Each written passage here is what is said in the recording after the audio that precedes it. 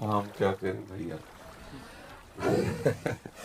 ज्यादा रति प्रभु के नाम रूप में करोगे तो IS PS सब छूट जाएगा और यही लगेगा कि कैसे मिले प्रभु। प्रभु के लिए ब्याह भी कर लिए हो, इसलिए नाम जप करते हुए अपने कर्तव्य को पूजा मान करके कीजिए, पढ़ाई पर ध्यान दीजिए, नाम जप करते रहिए। और जो भी नौकरी, जो भी सेवा है वो परिवार के पोषण के लिए है। परिवार की सेवा प्रभु की सेवा है। मैं सेवक समेत सुतनारी, नाथ सकल संपदा तुम्हारी।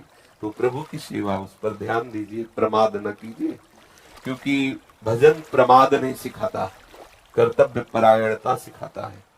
चक्रवर्ती सम्राट अम्बरीश जी है और भजन परायण महाभागवत है। अगर कोई ये कहे कि भजन करने से हमसे फिर कुछ हो नहीं पाएगा तो ऐसा नहीं है, ऐसा नहीं है। संपूर्ण चेष्टाएं एक संसारी पुरुष जैसी ही दिखाई देंगी, लेकिन उसका चिंतन भागवतिक होगा। भगवत चिंतन परायण, हमारा आंतरिक चिंतन। रसखान गोविंद यूं भजिए जो नागरिको चित गा गए। जैसे ब्रज गोपी, ब्रजवासिनी जन जल लेकर गांव के बाहर से चलती, 2-3 मटका ऊपर रखे हुए, हाथ में रस्सी है, घड़ा है, आपस में बात कर, लेकिन चित्तवृत्ति पूरी मटकी में। अगर जरा भी सर हिला तो सब नीचे आ जाएंगे। ऐसे गोविंद का भजन करना है। घर परिवार के सब काम करते हुए प्रभु का चिंतन करना है।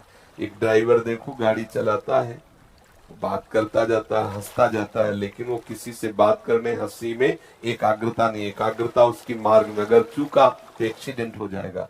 ठीक ऐसे ही भजन होता है। संसार की कार्य कर रहे हैं, लेकिन ठीक चिंतन है अपने लक्ष्य का, प्रभु का। वो प्रभु सामर्थ्य देते हैं। कोई भी भजनानंदी प्रमादी नहीं होता, आलसी नहीं होता, कायर नहीं होता, सूरवीर होता है। भगवान का दास है वो, जिनको समझा जाता है कि संत जन क्या मेहनत करते हैं। होश उड़ जाएंगे अगर संतों की मेहनत सुन लोगे।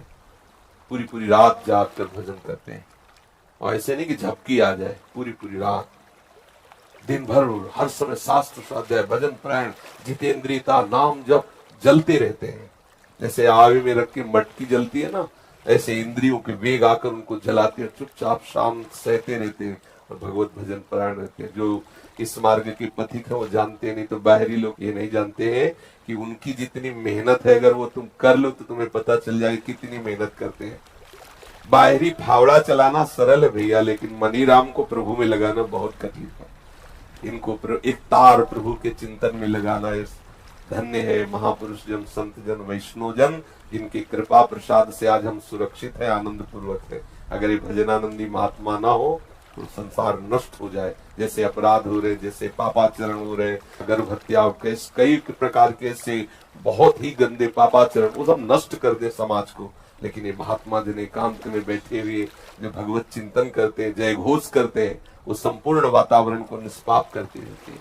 तो ये न सोचा जाए कि भजन करने से फिर संसारिक कार्य नहीं हो। प्रभु इतनी योग्यता देते। एक भजन की स्थिति आती है जिसमें बाह्य शुद्ध नहीं रहती, पर प्रभु जब सेवा लेना होता है तो उतनी सामर्थ्य देते हैं।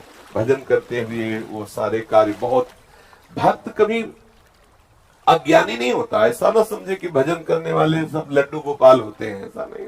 बड़े बड़े विद्वान, जिन भक्तों की आप चर्चा करो, देखो ज्ञान के समुद्र हैं, न जाने कहां से ज्ञान प्रकट होता है, क्योंकि वो ज्ञान समुद्र प्रभु से जो ज्ञानी नाम अग्रगण्यम बुद्धिमताम वरिष्ठम जितेंद्रियम। और ऐसे राम जी के चरण लिए बैठे हनुमान जी। कौन सा कार्य है, कौन सा कार्य कठिन जग माही, जो नहीं होता तुम पाए। महान बल की रास, दैन्यता के स्वरूप। भगवान की भक्ति करके अगर ये कोई सोचे कि हमारे घर परिवार के काम नहीं चल पाएंगे, तो ये उसकी कायरता है। संपूर्ण कार्य संपूर्ण विधान से होंगे और भजन नहीं छूटेगा। जब भगवान कह रहे माम स्मर युद्ध च, युद्ध करते हुए मेरा स्मरण कर, तो भैया युद्ध से बढ़कर कोई कर्तव्य कर्म है नहीं। इतना खतरनाक कोई कर्तव्य कर्म है, उसमें भजन हो सकता है, तो सब में भजन हो सकता है। पढ़ो, ध्यान देकर पढ़ाई करो, उसे भगवान की पूजा मानो, परिवार का पोषण करो, वो भगवान की सेवा है। खूब आनंद, भगवत प्राप्ति आनंद पूर्वक होती है। प्रभु के बस भावनाएं करनी, मैं प्रभु का हूं, प्रभु का सुमिरन करते रहो। जो कर्म करो प्रभु की प्रसन्नता के लिए करो, आनंद पूर्वक प्रभु में व्यवहार करो, अभी जीवन मुक्त हो जाओ। हम क्या है कि अपने अहमता में फंसे हुए हैं इसलिए। और देखो, अगर प्रभु के प्रति समर्पण नहीं है तो चाहे जहां भाग के चले जाओ सब जगह माया नजर आएगी। अगर प्रभु के प्रति समर्पण है तो चाहे जहां चले जाओ सब जगह उनकी दया नजर आएगी, उनकी कृपा नजर आएगी। अच्छा आप सच्ची बताओ, अगर आपकी दृष्टि में भगवत भाव नहीं तो वृंदावन में क्या आपको दिखाई दे रहा है, आप बताएं। अगर भगवत भाव ना हो तो आप जिधर दृष्टि डालोगे ऐसे ही लगेगा थोड़ा मंदिर अधिक है यहाँ, मगर है तो सब वही, ऐसे नजर आएगा ना। और भाव बन जाए फिर आप देखो वृंदावन को चिदानंदमय है, दिव्य लीलाएं प्रिया प्रीतम की अभी इसी क्षण यही हो रही। पर हमारे नेत्र नहीं है, हमारी स्थिति नहीं है, तो भजन में लगे। जहां भी हो भगवत धाम में रह रहे हो, जब हो भगवत नाम का स्मरण कर रहे हैं, भगवत प्रसन्नता के लिए महात्मा ही हो, पैंट शर्ट में महात्मा हो, नियम से चले, पराई बहन बिटिया की तरफ गंदी दृष्टि न देखे, दूसरे के धन अपहरण की वृत्ति न रखे, धर्म पूर्वक चले, भगवान नाम जप करे, महात्मा है। घर गृहस्थी में रहते हुए सुंदर उसको अनुभव होने लगेंगे, भगवान कृपा कर देंगे। आगे ही कह रहे हैं, आपको मानसिक रूप से गुरु मानने तथा वाणी को आचरण में लाने से आपके द्वारा दीक्षित शिष्यों की तरह सानिध्य व राधा जी का प्रेम प्राप्त हो सकेगा। ऐसा एक प्रश्न कर रहे हैं। वैसे गुरु तो मन से ही मानने से होता है। तन से हम दीक्षा ले लें और मन हम प्रपंच में लगाए रहे तो गुरु महिमा को नहीं जान पाएंगे। अगर मन से हम किसी को भी गुरु मानकर उनकी वाणी का आदर करें, उनकी आज्ञा से चले तो बात बन जाएगी। बच्चा मन से ही मानना, सुधारना, मन को ही चेला बनाना है।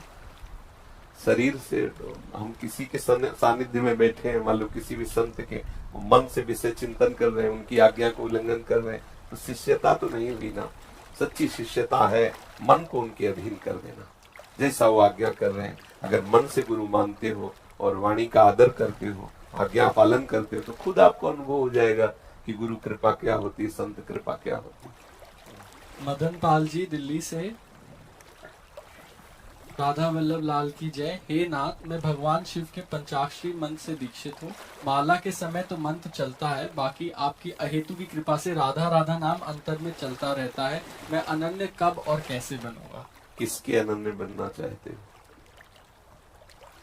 आप ही तो महादेव जी की कृपा से ही इधर आना होता है। जो पंचाक्षरी मंत्र है वही कृपा कर रहा है, तो आपको श्री श्यामा श्याम के नाम रूप में प्रीति हो रही। जा पर कृपा न करे पुरारी, सो न पाओ मुनि भगति हमारी।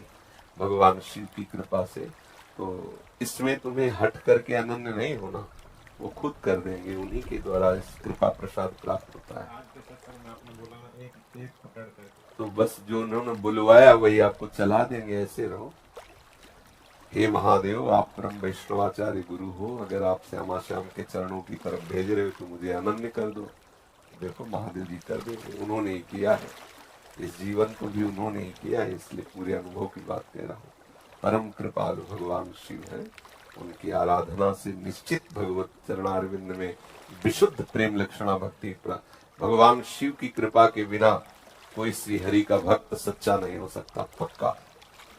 जब तक भगवान शिव की कृपा नहीं होगी तो अहंकार देवता गलित नहीं होंगे। अहंकार के अधिष्ठात्र देवता भगवान महादेव है, शिव है, वो कृपा करते हैं और श्री हरि के लायक बना देते हैं।